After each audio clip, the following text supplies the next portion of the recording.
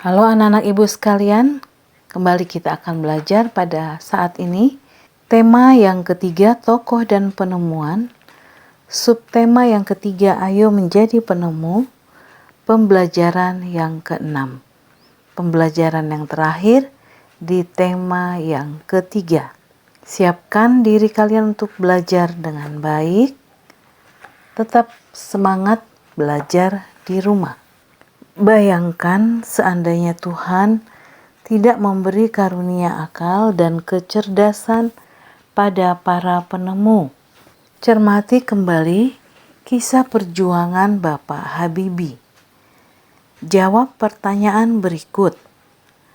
Apa saja penemuan Habibie yang diakui oleh dunia internasional? Penemuan Habibie yang diakui oleh dunia internasional adalah penemuan teori-teori pesawat terbang seperti Habibie Factor, Habibie Theorem, dan Habibie Method. Sikap apa yang dimiliki Habibie sejak beliau kanak-kanak hingga saat ini? Sikap yang dimiliki oleh Habibie yakni disiplin, kerja keras, memiliki semangat, dan memiliki tekad yang tinggi. Apa yang dilakukan Habibie untuk menunjukkan sikap cinta tanah airnya? Habibie menunjukkan sikap cinta tanah airnya dengan mengharumkan nama Indonesia melalui penemuan-penemuannya. Beberapa prestasinya yakni pernah menjadi penasehat pemerintah di bidang teknologi pesawat terbang. Beliau juga pernah menjabat Menteri Negara Riset dan Teknologi dan menjadi Wakil Presiden dan Presiden RI ketiga, serta mendirikan industri pesawat untuk kepentingan militer. Adakah hubungan antara sikap hidup disiplin, kerja keras, dan bertanggung jawab dengan prestasi yang dicapai dalam hidup manusia? Jelaskan dengan singkat. Sikap disiplin, kerja keras, dan bertanggung jawab merupakan sikap-sikap positif yang diperlukan seseorang untuk menjadi sukses, sehingga seseorang dapat mewujudkan cita-citanya. Selain itu, sikap disiplin juga perlu didukung sikap bertanggung jawab dan bekerja keras. Nah, sekarang tuliskan pengalamanmu dalam melaksanakan tanggung jawab terhadap hak dan kewajiban. Jelaskan manfaat dari memiliki sikap bertanggung jawab terhadap hak dan kewajiban kita. Contoh, ketika saya sekolah, ayah dan ibu memberikan fasilitas yang memadai untuk belajar, mulai dari buku, alat tulis, tas sekolah, dan sepatu. Namun, saya terkadang tidak melaksanakan nasihat orang tua. Orang tua memberikan nasihat agar selalu rajin belajar dan sekolah. Saya justru mengabaikan hal tersebut, hingga akhirnya saya mendapat nilai kurang baik dan membuat orang tua kecewa. Kemudian saya berusaha untuk melakukan perubahan. Saya melaksanakan kewajiban sebagai pelajar, yakni belajar dengan giat. Jadi, nilai ujian sekolah mendapatkan nilai baik dan membuat orang tua senang. Nah, manfaat memiliki sikap tanggung jawab terhadap hak dan kewajiban, tujuan akan tercapai. Membuat diri sendiri dan orang-orang di sekitar menjadi senang dan bahagia. Kita dapat dipercaya dan kita dapat meraih kesuksesan. Berikutnya, evaluasi. Gambarlah satu rangkaian listrik gabungan dengan memperhatikan kriteria berikut. Gunakan 3 buah saklar dan 6 buah lampu. Jika saklar 1 dinyalakan, maka ada 2 lampu menyala. Jika saklar 2 dinyalakan, maka akan ada 1 lampu yang menyala. Jika saklar 3 dinyalakan, maka akan ada 3 lampu menyala. Kalian bisa membuat gambar sesuai dengan petunjuk. Kedua, ceritakan pengalamanmu saat melakukan tanggung jawab terhadap hak dan kewajiban. Perhatikan penggunaan kosakata baku dan kalimat efektif.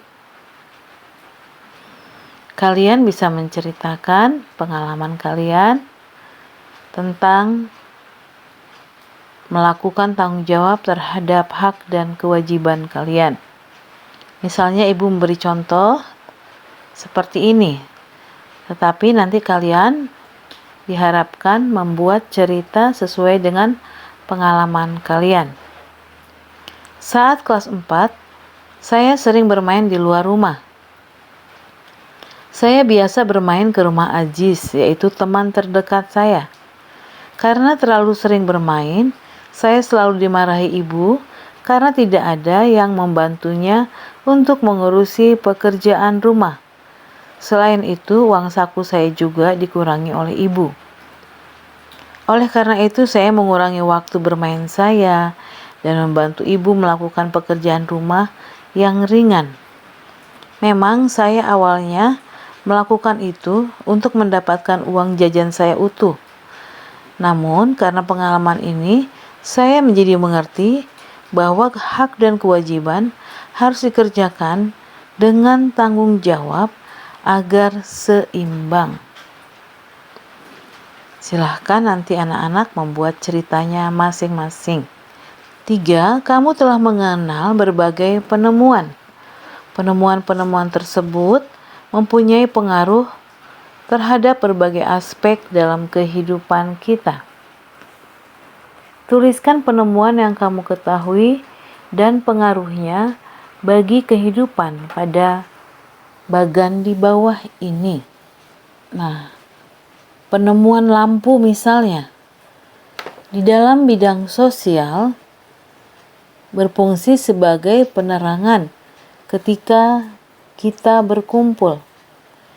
Di bidang ekonomi, mendukung kegiatan jual beli ketika malam hari. Di bidang pendidikan, sebagai penerangan ketika belajar. Di bidang budaya, manusia bisa beraktivitas di malam hari seperti menggelar pertunjukan. Penemuan roda di bidang sosial berfungsi sebagai pendukung transportasi ketika ingin bertemu orang-orang. Di bidang ekonomi, sebagai pendukung transportasi ketika ingin menuju pusat perbelanjaan. Di bidang pendidikan, sebagai pendukung transportasi ketika berangkat dan pulang sekolah. Di bidang budaya, manusia lebih cepat sampai ke tujuan ketika manusia malas untuk berjalan kaki. Penemuan televisi di bidang sosial berfungsi sebagai media hiburan ketika berkumpul. Di bidang ekonomi, televisi menjadi media periklanan sebagai sumber informasi tentang perekonomian. Di bidang pendidikan, dengan televisi kita mendapat ilmu tambahan dan memperluas wawasan. Di bidang budaya, sebagai media untuk mempublikasikan budaya suatu daerah. Nah, demikian pembelajaran kita kali ini.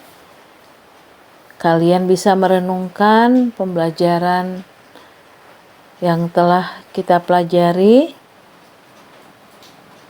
Sudahkah kamu menerapkan sikap-sikap sebagai seorang penemu? Kalian bisa merefleksikannya dalam kehidupan kalian sehari-hari. Demikian pembelajaran kali ini. Semoga kalian dapat memahaminya. Tetap semangat belajar di rumah. Salam sehat. Hold me close till I get up. side. I don't wanna waste what's left. The storms we chase are leading us.